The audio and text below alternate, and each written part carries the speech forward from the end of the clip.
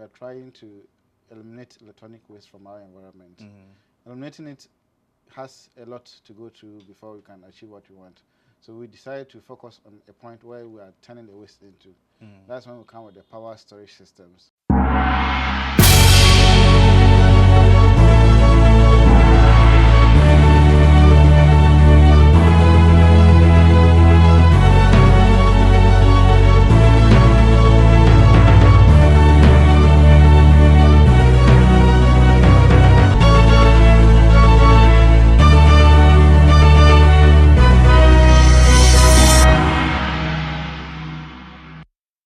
Good day and many thanks for joining us on today's edition of BizTech on GhanaWeb TV. I am Ernestina Serwaa Asante.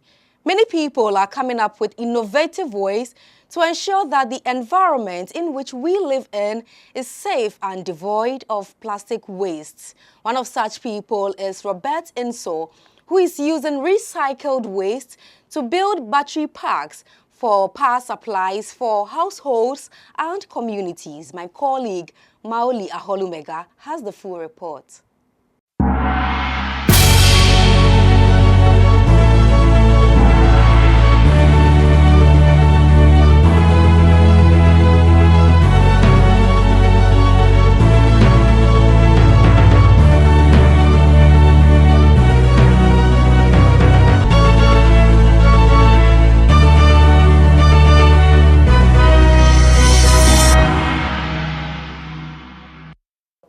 Hello lovely people and welcome to yet another edition of BizTech on GhanaWeb TV. Today my guest is a young man who's been able to build a battery pack that provides 24/7 power to both laptops and televisions. Before I introduce my guest, I'll take a quick break and we'll be right back. Don't go anywhere.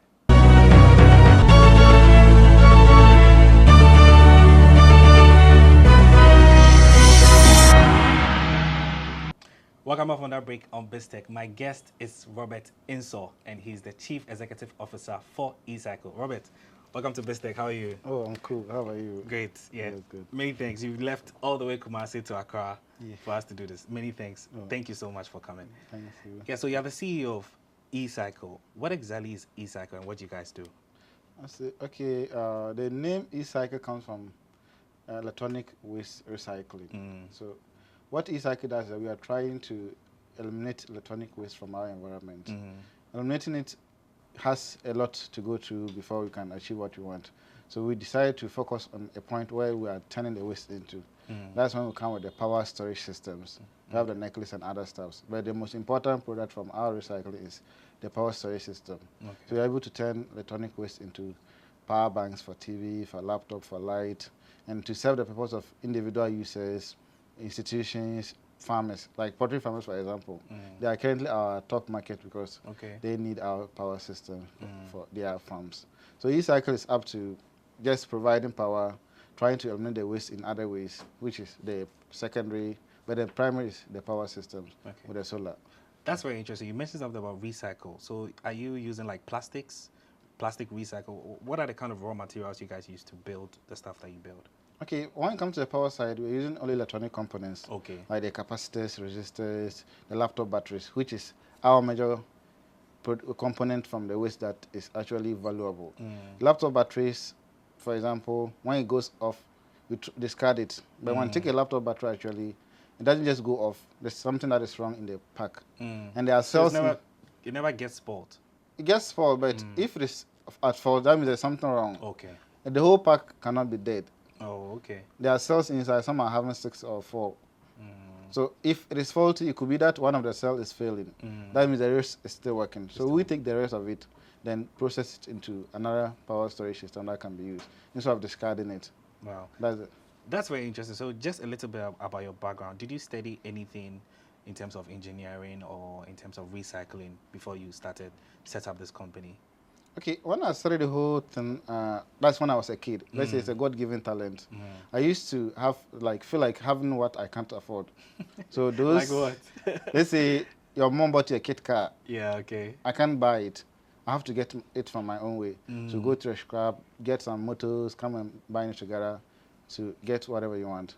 We need light to play at night in the village. I have to get light for it. So we're using sunwood, recycle it. But I didn't know it was even recycled. We're just trying to just playing around. Yeah, to get what you want from the waste. Until senior high school, I realized recycling. We're like, boom. Then I'm doing something. Yeah, just doing something. So the journey actually started when I was a kid. Okay. Trying to play around. Education came in when I was in senior high school, like the little bit physics that we learned. But 90% of what I'm doing is coming from what God's given me. Wow. So you self-taught yourself. Yes. That's really nice. So I want to come down to, so obviously you are dealing with e-cycle and you're dealing with recycled items. So in Ghana, we're mostly, I'm sure you're familiar, we're mostly dependent on fossil fuels. Yes. We are still trying our best to, transition towards solar and all these other electronic devices. What's your take as an expert and on that front? Okay, it's really pity when you turn around and in Ghana, all roofs are empty, no solar panels, but there is sunlight. Or even the developed countries like China and others, they are trying to build solar plants, but they don't have enough sun. Ghana, Africa, we have more sun and we are not using it. And in my research, I realized that people like to use solar, but the cost involved was really scary because the upfront payment was big. So when we came out with our product, we built the power bank. So at least if you cannot afford the whole power system like solar power system for your house or your individual usage, you could patronize the power bank, which is a bit affordable. Then maybe as time goes on, you upgrade. So eliminating the other, or promoting solar, we have to actually make sure it's cheaper. That's what we are trying to do. In the face of the poultry farmers, we are giving them a reliable light that is able to give, all they need is light. So we are able to recycle this waste and build power banks for them that you can give them 24/7 light that they wouldn't have problem. So they don't have to like wait till the following morning to go to the farm. They can just do everything right there. Yes. Okay, so we're going to come straight into some of the products that you guys have, and then so I'll be speaking with Robert Nsoh, the Chief Executive Secretary for e-cycle, and he's a young engineer who's been able to build a power pack that provides electricity 4 times more than that of a laptop and even televisions. Don't go anywhere, we'll be right back.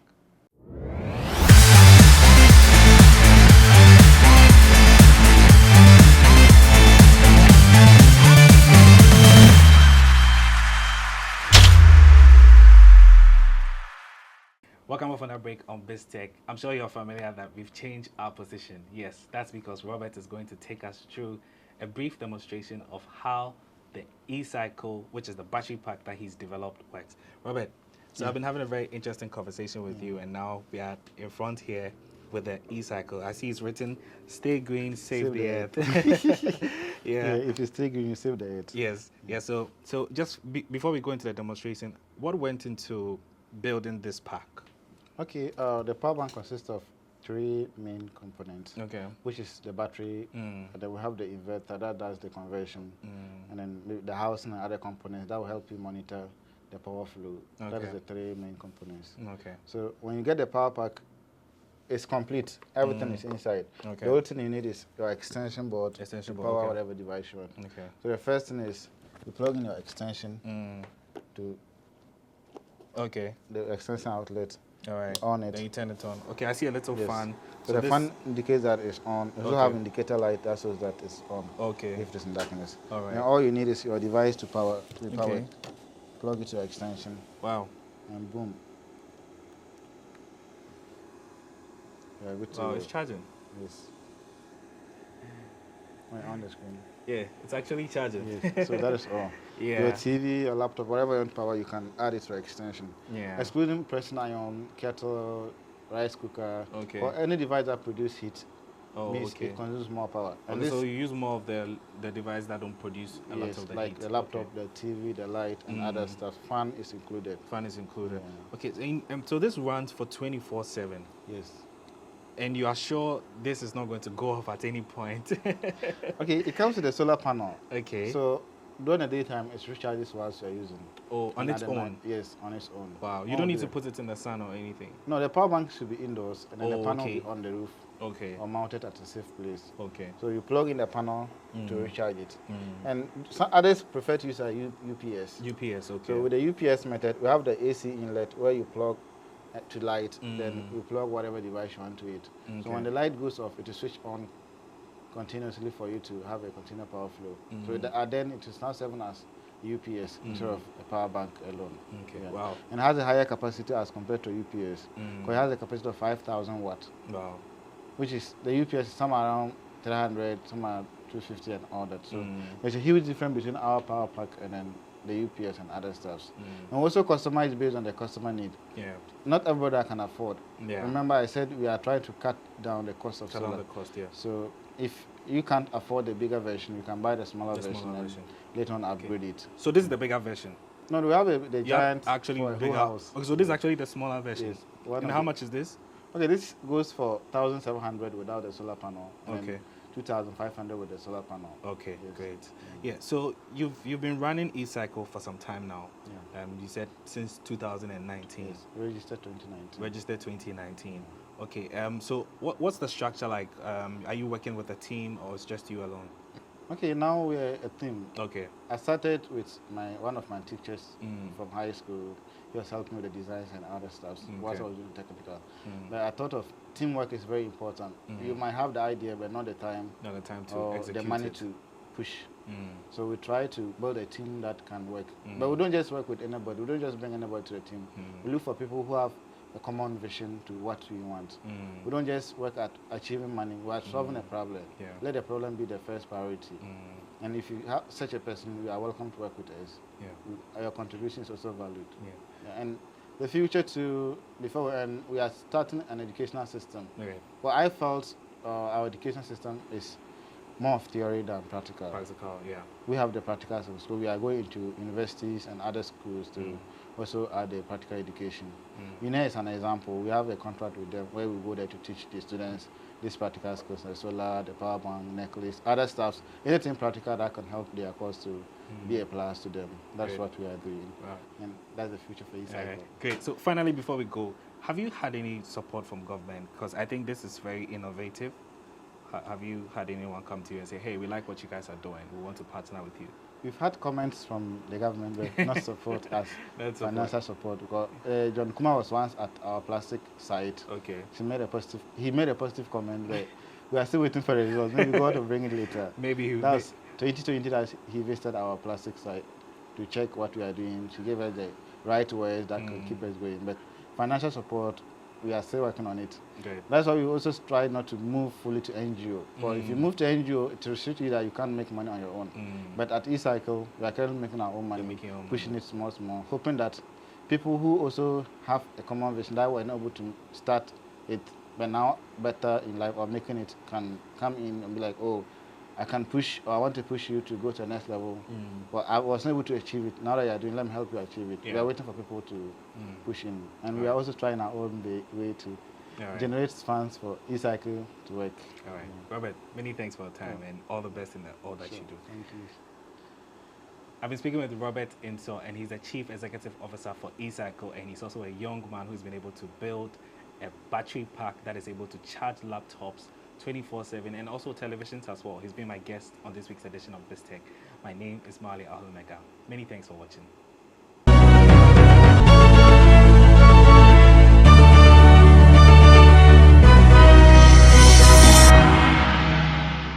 Thank you, Mawuli Ahorlumegah, for that report. Up next is BizHeadlines.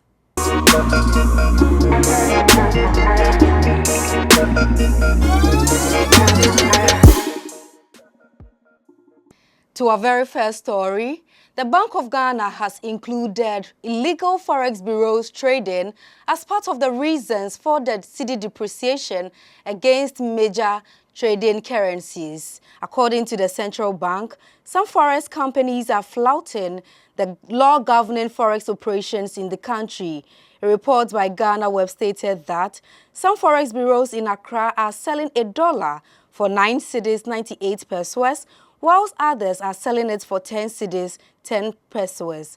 This practice, according to BOG, distorts the forex market and only fuels the free fall of the cedi. Meanwhile, a leading member of the New Patriotic Party, Gabi Asare Otredaku, has also accused some forex traders of creating artificial shortages on the market to hike the prices of the currencies they deal in.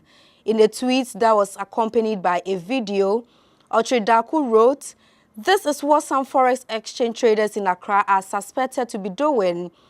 They suck up the FX from the other players, which allows you to create artificial shortages in certain quarters and then hike them up in pricing it.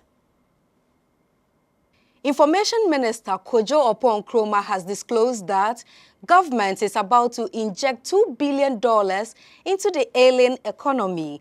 Kojo Oppong-Nkrumah noted this in an interview with GhanaWeb and stated that this means the rapid fall of the cedi will be a thing of the past. Since the start of this year, the Ghana cedi has suffered persistent depreciation against major trading currencies, especially the US dollar.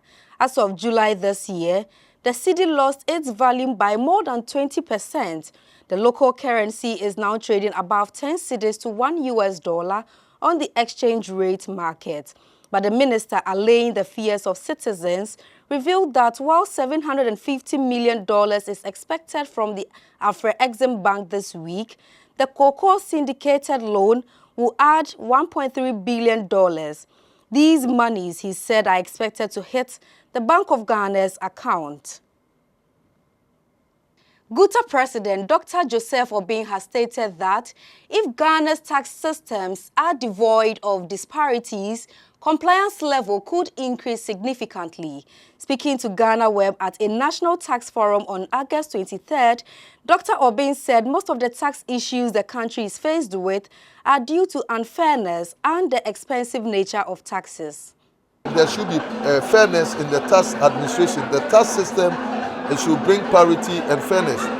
Where there's discretion and all that, like in the case of La Bianca and all that, then there's a loophole that people take advantage and all that. It doesn't help anybody. So if the tax administration or the tax system is such that everybody is paying the same, that there's no cost for anybody to even cut corners, then of course we are getting there. But having said all these things, if the taxes are not affordable, the compliance level becomes very difficult. People do not find it difficult to comply because they cannot pay. Sometimes the taxes that we pay here is quite extortive, and that's why the issue of the benchmark argument came, because we have to meet with government and say that the duties that we pay in this part of the world is too much. We are talking about 55 to 65% of our invoice values, and it's never happened in any part of the world. Imani Vice President Bryce Simmons has labeled Soko Loans and True Cedi as two illegal financial institutions operating in Ghana. According to him, Soko Loan, which has a branch in Nigeria, has now set up a shop in Ghana where unsuspecting victims work with them for loans. He further said True Cedi, owned by Jen Finskap, is also an unregistered company in Ghana. Taking to microblogging site Twitter to share his grievances, Bryce Simmons asserted that regulators of financial institutions in the country were being inactive to chase out these illegal businesses. General Secretary of GAU, Edward Kariwe, has accused the IMF of being part of Ghana's problems. According to him, many Ghanaians lost their jobs between 1980 and 1990 after the IMF implemented economic recovery and structural adjustment programs as part of the measures to save the ailing economy. He added that, unlike Europe and America, where unemployed people are given allowances to help them survive in the economy, the case of Ghana is different. IMF has been part of Ghana's problem because since 1980s to 90s, based on the IMF conditionalities and then policy directions, they implemented the economic recovery program and then the structural adjustment program. And a lot of workers lost their jobs, and those workers have never gotten their jobs back. We know the last one, they put a ban on employment in the government sector, and that is not the way to go. But it is the fault of our government because you fail to do the right thing. And when you fail to do the right thing, of course, you always run to IMF. But when you run to somebody who does not have a solution, but rather a problem, it's part of the problem of for which you are looking for a solution, then I blame Ghana government for going to IMF. Otherwise, there is no need to go to IMF. The Ghana Union of Traders Association has rescinded its decision to embark on a demonstration scheduled for August 29th to demand a solution to Ghana's cedi depreciation and harsh economic conditions. The traders agreed to shut down all shops on the stated date in protest of the cedi's continuous fall, which has affected their working capital and their businesses. The decision to call off the demonstration, according to media reports, was reached after the deliberation among members of the Council of State on August 25th and members of the business community, which consists of the leadership of Market Women Association, GUTA, Mobile Phone Dealers, and Abosokan Spare Parts Dealers Association. Some members of the business community said there will be a press conference to address the media after signing a resolution to rescind the decision and also withdraw the intended demonstration. Meanwhile, laying forward a plethora of issues during a press conference on August 22nd, the GUTA president, Dr. Joseph Obin, said, despite the constant complaints about the impact of the cedi depreciation, the situation has only worsened. GUTA is of the belief that the country is capable of employing measures to address these issues.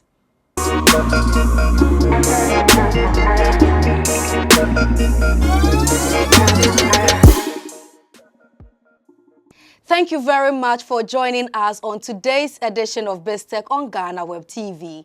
Before we go, do log on to www.ghanaweb.com for more stories. Do well to follow us on all social media platforms, on Facebook, Instagram, and Twitter at the GhanaWeb.